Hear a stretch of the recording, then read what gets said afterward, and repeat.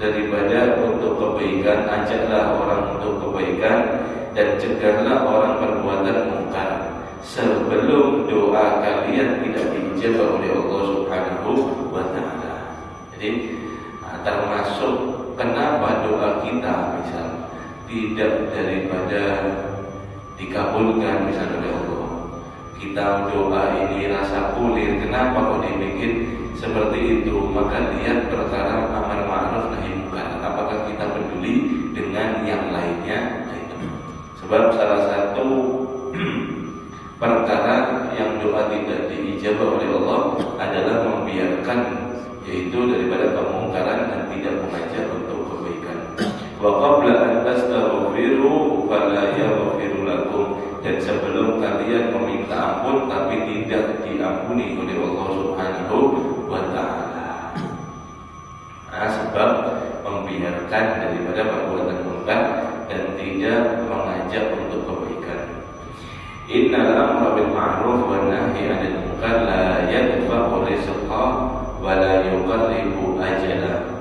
Ketahuilah, sesungguhnya perbuatan amar ma'ruf nahi munkar, mengajak perbuatan baik dan mencegah kemungkaran, itu tidak akan mencegah rezeki yang datang kepada kita, dan itu tidak akan mendekatkan kita dengan ajal. Nah, maksudnya yang Abdullah Haddad kan biasanya kalau saya nahi mungkar, aduh pada disumbang lagi saya. Kalau saya nahi mungkar, aduh kada diberi manfaat lagi saya. Kalau saya nahi mungkar, aduh nanti saya kada dikasih lagi. Nanti saya kada di ini, nanti saya kada di ini dan itu. Tidak, kata yang Abdullah Al-Haddad. Dan ketika kamu nahi mungkar tidak akan mendekatkan dengan ajal. Aduh, kalau saya nahi mungkar bisa mati saya. Saya kalau nahi mungkar nanti bisa celaka saya. Tidak.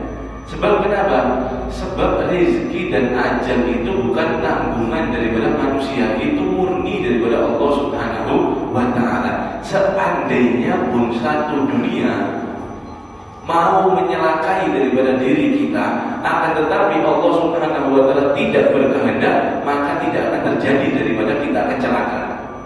Sebaliknya, meskipun satu dunia menjaga kita, akan tetapi Allah ingin daripada menyelakai kita, kita akan celaka. Artinya semua ini daripada Allah. Rezeki, ajal, ini urusan Allah. Kamu nahi amar ma'ruf nahi munkar tidak akan ngefek sama sekali tentang rezekimu dan juga ajalmu. Artinya tetap nahi munkar.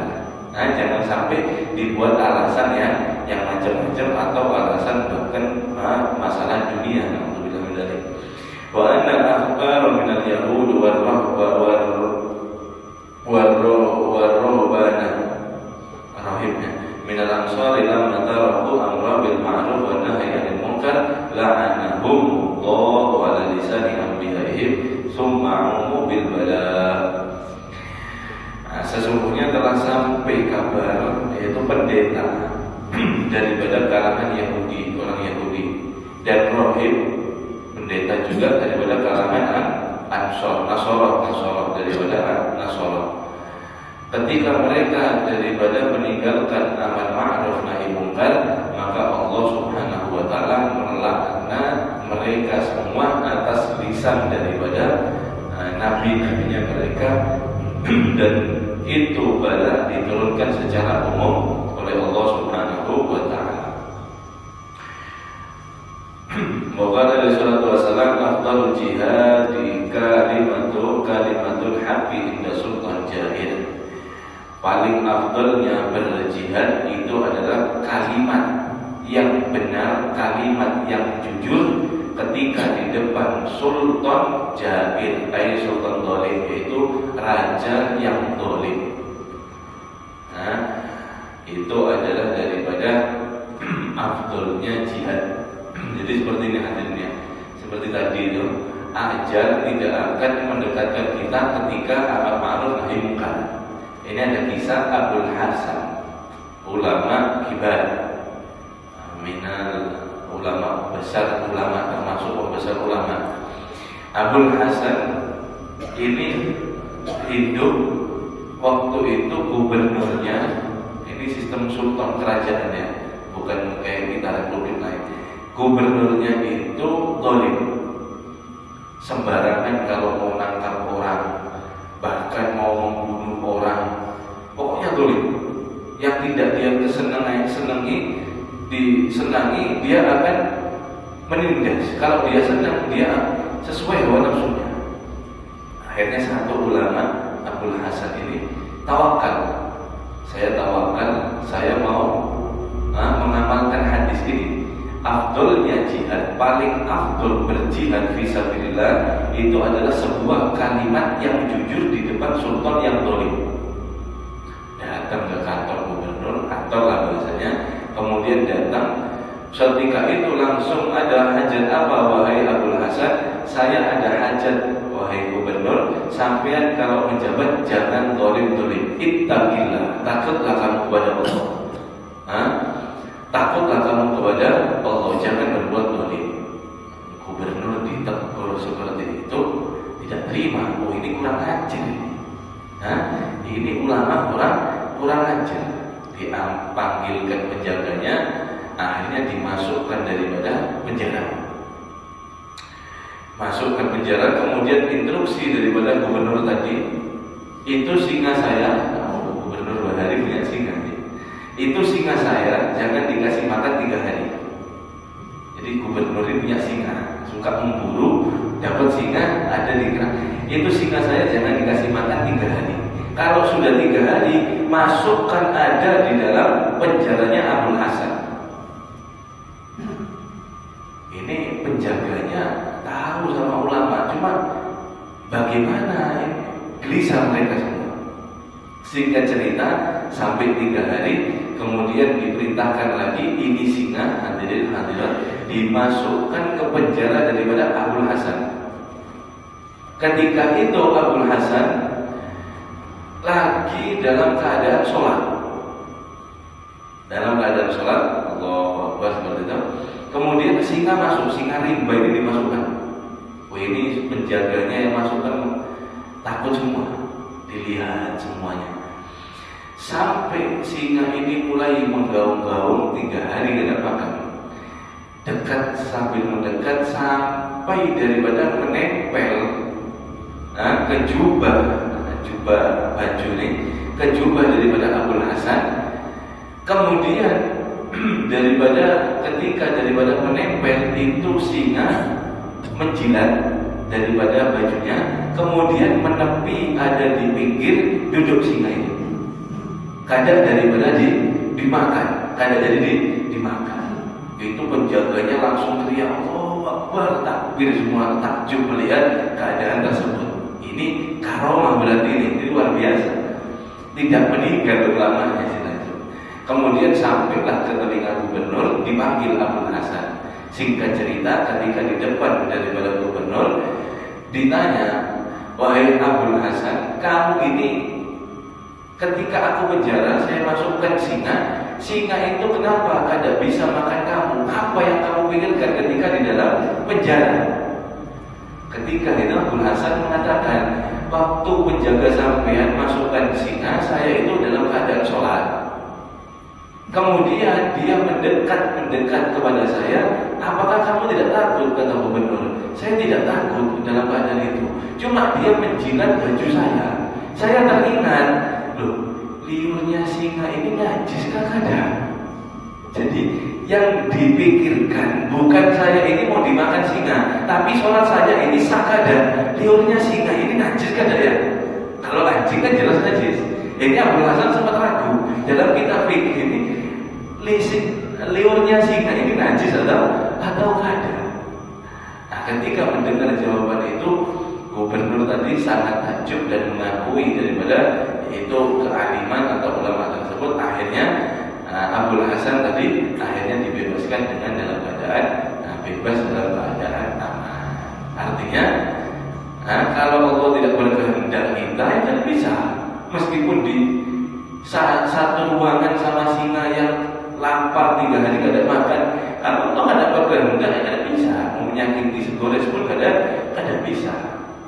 Artinya jangan kita membuat pikiran takut dahulu. Nanti kita akan bahas. Su'ila salawatullah alaihi an khairin nas faqala atqahum li rabbi wa awsaluhum lirrahim wa amarahum bil ma'ruf wa anhahum 'anil munkar. Nabi SAW ditanya paling baiknya manusia itu siapa ya Rasulullah? Nabi SAW menjawab, mereka adalah orang yang paling bertakwa, itu yang paling jauh daripada perbuatan haram bahkan makruh, dan paling senang, paling dekat dalam keadaan atau perintah yang wajib bahkan daripada sunnah. Yang kedua adalah orang yang paling suka menyambung tali silaturahim. Yang ketiga adalah orang yang paling suka mengajak untuk kebaikan dan mencegah daripada kemunkaran. Wa balagna Allah Ta'ala adaba qaryatan fiha 18,000 amaluhum ka'amali anbiya ghairu annahum kanu la yardabuna billah.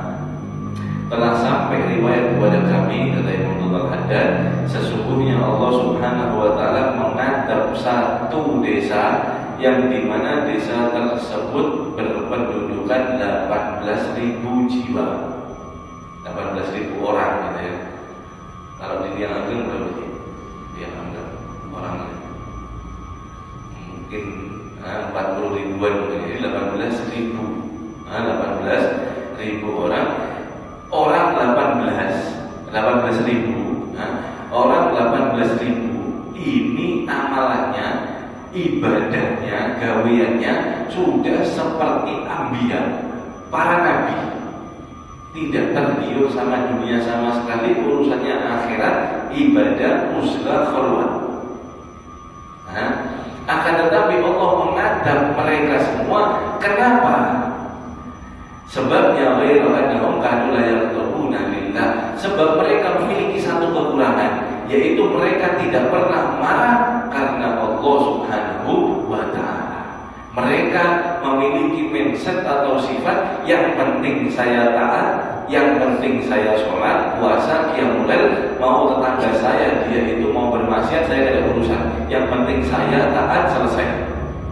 Punya prinsip seperti itu. Ketika bala dari mana datang 18.000 yang seperti Nabi, amalannya kena adab semua oleh Allah. Alhamdulillah min dzalik.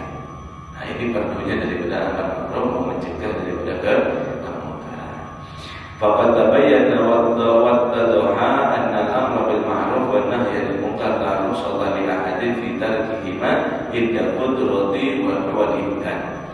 Maka menjadi bukti jelas bahwa riwayat tadi itu sesungguhnya amar ma'ruf nahi munkar itu tidak daripada dibuat udur oleh siapapun orang untuk meninggalkan daripada amar ma'ruf nahi munkar ketika dia mampu dan ketika daripada memungkinkan.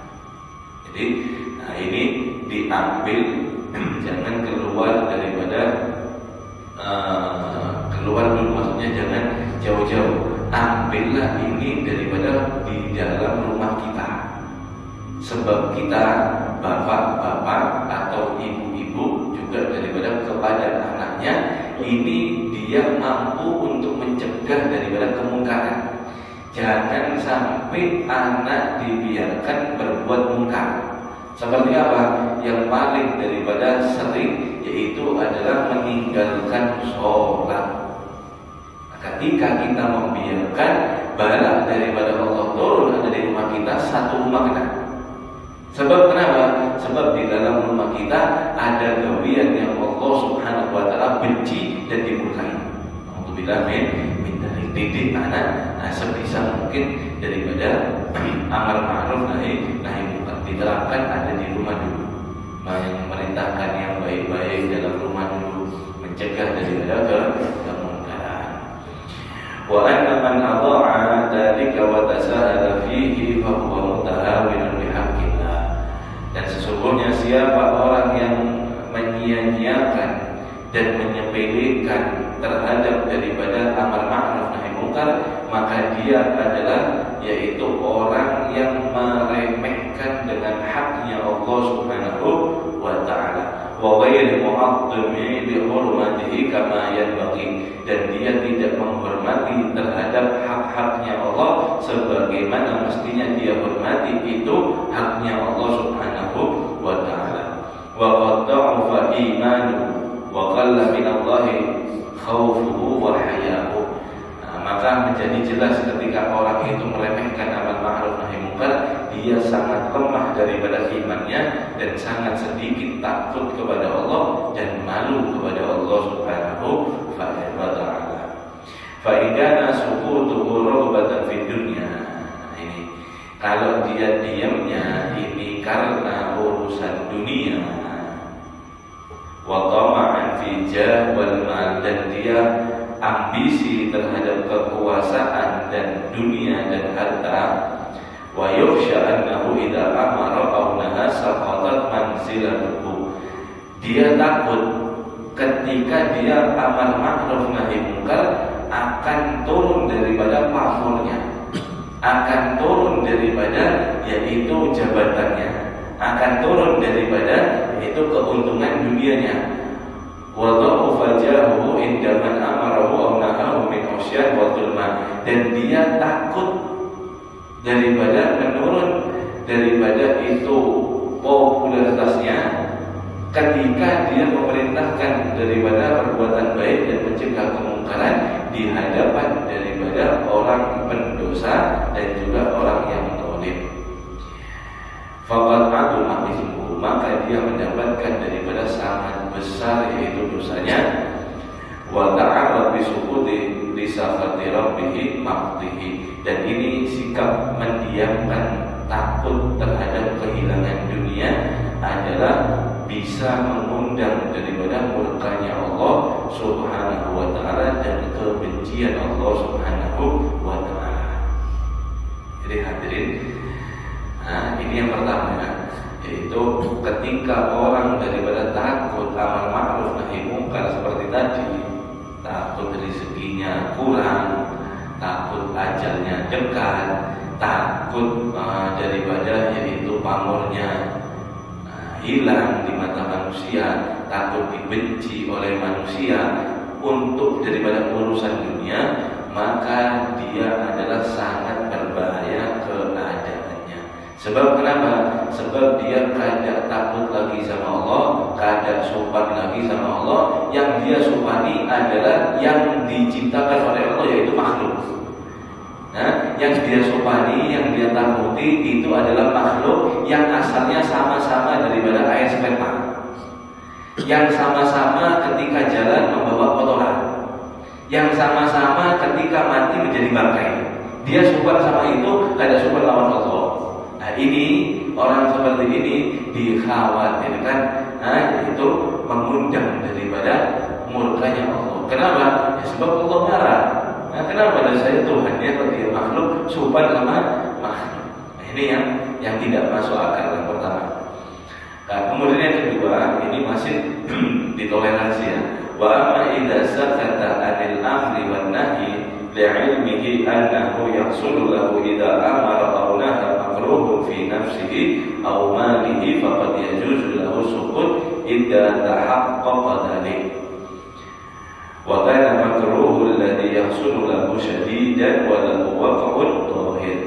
Dan adapun ketika dia mendiamkan daripada amar ma'ruf nahi munkar, sebab dia yakin, sebab dia mengetahui kalau dia menegakkan amar ma'ruf nahi munkar, dia akan mendapatkan daripada ancaman terhadap daripada dirinya berupa nyawanya atau hartanya. Kenapa? Sebabnya sudah ada yang mencoba, misal dia akan diancam hartanya dan juga nyawanya, maka faqad yajuzu lahu sukut, dia di dalam keadaan tersebut boleh untuk diam, tapi hatinya tetap ingkar. Idza tahaqqaq dzalik, jika yakin seperti itu, dan bersamaan dia daripada mendapatkan kesulitan yang sangat dan efek terhadap zahirnya. Jadi kalau urusannya takut kehilangan harta, takut kehilangan nyawa, itu boleh kita diam. Kita boleh diam. Walau akan tetapi meskipun amara wa naha ma'a dzalika lahu ajrun 'azim. Tapi kalau orang tetap melakukan daripada amar ma'ruf nahi munkar, meskipun dia kehilangan hartanya, bahkan meskipun dia kehilangan daripada nyawanya, sawabun jazil, dia mendapatkan daripada pahala yang sangat besar. Wa kana dzalik minhu dalil ala mahabbatillah, dan ini dia sama saja membuktikan sudah cinta kepada Allah Subhanahu wa taala wa izarihi ala nafsi, dan dia mengutamakan agama Allah terhadap daripada pribadinya. Wa ala nihayatil hirsi ala nusrati dinihi, dan dia menunjukkan, membuktikan juga kesungguhan di dalam menjalankan daripada menolong agamanya. Kama qala ta'ala, sebagaimana Allah Subhanahu wa taala berfirman, wa'mur bil ma'ruf wa nahy 'anil munkar wasbir 'ala ma asabak inna dzalika min 'azmil umur. Perintahkanlah daripada kebaikan dan cegahlah daripada kemungkaran, dan bersabarlah atas apa yang telah menimpa kamu, sesungguhnya itu daripada yang diwajibkan oleh kamu. Jadi hadirin, ada dua tadi masalah.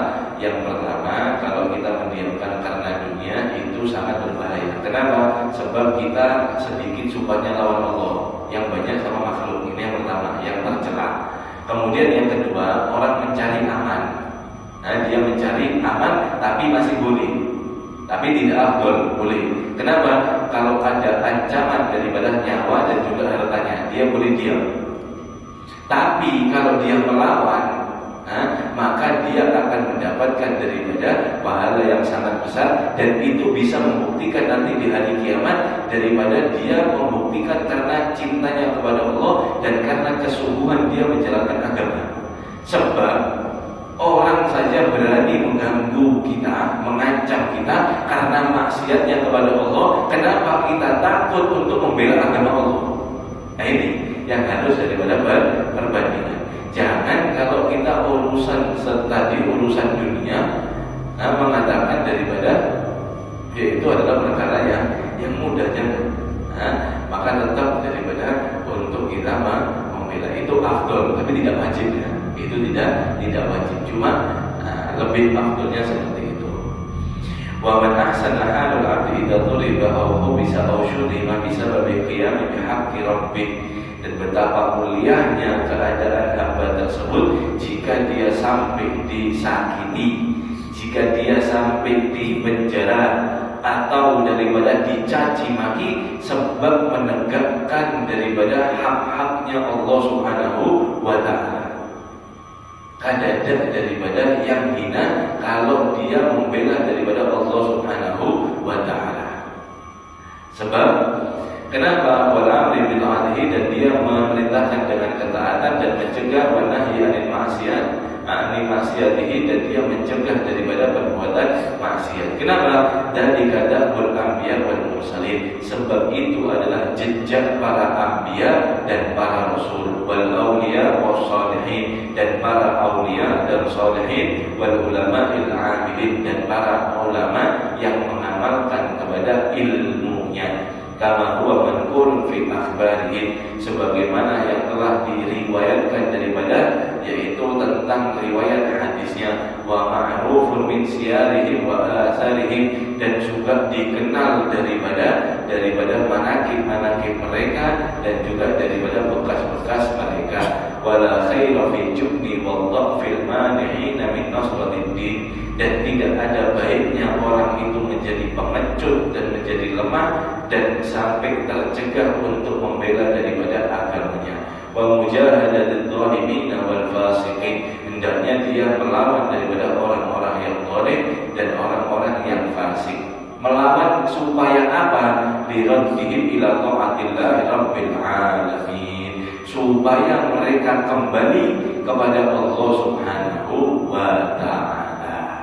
Jadi melawan orang zalim dan orang fasik itu bukan melawan dengan kebencian, bukan melawan dengan hawa nafsu, bukan, akan tetapi mengharap daripada orang yang kita lawan, yang kita cegah perbuatan maksiatnya, supaya dia bisa kembali kepada Allah Subhanahu wa Ta'ala. Kita boleh benci dengan perbuatan, tidak boleh benci dengan orangnya. Kenapa? Sebab itu juga umat Muhammad Shallallahu Alaihi Wasallam wajib kita sayangi. Tapi kalau urusan untuk maksiat kepada Allah, wajib kita benci. Nah, kalau kita meridhoi, sama saja kita daripada meridhoi daripada orang yang bermaksiat kepada Allah Subhanahu wa Ta'ala. Nah, fa innal ghadaba lillah wa ghayra inda tarki awamirihi. Sebab jika dia marah karena Allah dan cemburu ketika orang meninggalkan perintah Allah, wartika binawahihi wa zawajiri, dan dia cemburu ketika perbuatan yaitu yang dilarang dikerjakan dan juga daripada dilakukan, sya'nul anbiya was-siddiqin. Itu adalah daripada sifat daripada orang siddiq. Sebab marahnya karena Allah, karena cemburu dengan agama, sebab maksiat, itu adalah sifat daripada para anbiya dan siddiqin. Wa bidzalika usifu, dan hendaknya dengan itu kalian memiliki sifat tersebut. Wastahiru urifu, sebab itulah para anbiya, para mursalin, para rasul, para ulama, para aulia, para sholihin mendapatkan gelar dan dikenal sepanjang masa. Kenapa? Sebab mereka semua memiliki jiwa amar ma'ruf nahi munkar. Tanpa ada amar ma'ruf nahi munkar, tidak ada yang namanya nabi, tidak ada yang namanya rasul, tidak ada yang namanya orang yang jujur, tidak ada yang namanya wali, tidak ada yang namanya ulama. Kalau dia tidak memiliki daripada amar ma'ruf nahi munkar. Nah, takut kepada Allah Subhanahu wa Ta'ala. Jangan ketika orang mengganggu agama Allah, kemudian kita santai. Islam kan rahmatan lil alamin. Loh, dia terang-terangan maksiat, perbuatan mungkar di depan kita. Loh, ini kan Islam kan rahmat. Tapi kalau sudah dia mengganggu harta kita, mengganggu daripada urusan dunia kita, jangan macam-macam. Kita kejar, bahkan kita lawan sampai mati-matian. Kenapa? Sebab dia mengganggu harta saya, dan itu bisa lawas daripada permusuhannya. Kenapa? Harta saya diganggu. Tapi kalau urusan agama Allah diganggu, kan Islam rahmat. Ini kebalik. Ini kan kebalik. Nah, terakhir, kama warada fil hadis, sebagaimana yang diriwayatkan dalam hadis, annahu alaihi salatu wassalam kana la yardahu li nafsihi wa idza dahaka syai'un min hurmatillahi ta'ala lam yakum li ghadabihi syai'un, sallallahu alaihi wasallam. Riwayat, sesungguhnya Nabi sallallahu alaihi wasallam tidak pernah marah untuk atas urusan pribadinya. Tidak pernah marah untuk urusan pribadinya. Wa idan dan jika daripada Rasulullah SAW, yaitu ada melihat kalau sudah diganggu agama Allah, min hurmatillah, daripada haknya Allah, lam yakum li ghadabi syai'an, maka tidak ada seorang pun yang menghentikan kemarahan Rasulullah SAW. Nabi dilempari kotoran. Nabi dilempari ketika sujud depan Ka'bah daripada isinya perutnya unta.